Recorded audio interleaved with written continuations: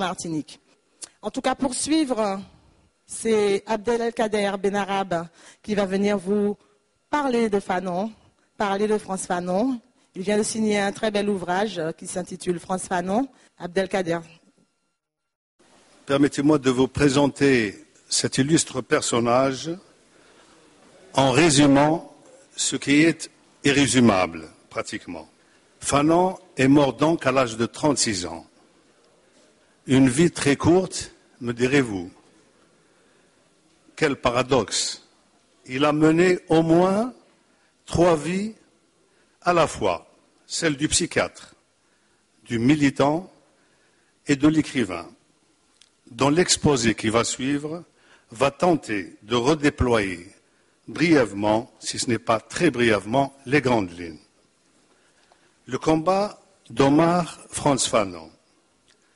Omar Frantz Fanon est né le 25 juillet à Fort-de-France, en Martinique, est mort prématurément le 6 décembre 1961 en terre algérienne, n'aura pas connu l'Algérie indépendante pour laquelle il s'est battu et choisi d'y mourir. En 1953, il avait 28 ans. Il était en pleine force de l'âge, fraîchement sorti de la faculté de Lyon, son doctorat de psychiatrie en poche. Il rêve de déployer ses éclats de jeune médecin en servant la cause du tiers-monde.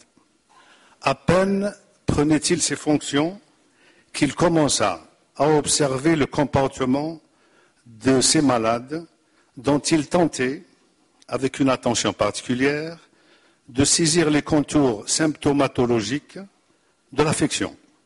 Il introduisit, à la faveur d'un travail par lui initié, c'est très important, la dimension socioculturelle dans l'évaluation thérapeutique de ces patients. Les premiers résultats sont perceptibles.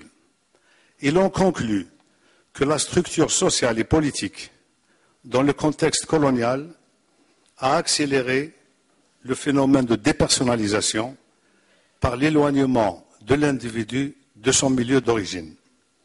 Tout l'intérêt de son activité médicale, clairvoyant et audacieux, il expérimente cette piste évaluative sur un terrain, hélas, miné par la conjonction de doctrines discriminatoires déjà existantes et d'attitudes racistes de ses collègues qui recyclaient l'idée selon laquelle l'indigène algérien était primitif et arriéré.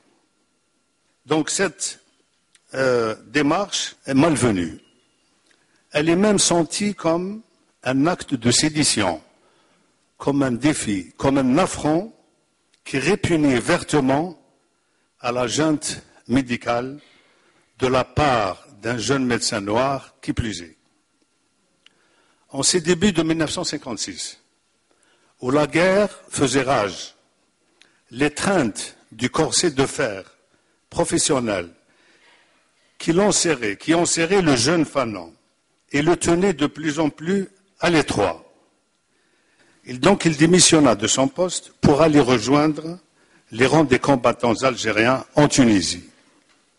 Grave et audacieuse décision.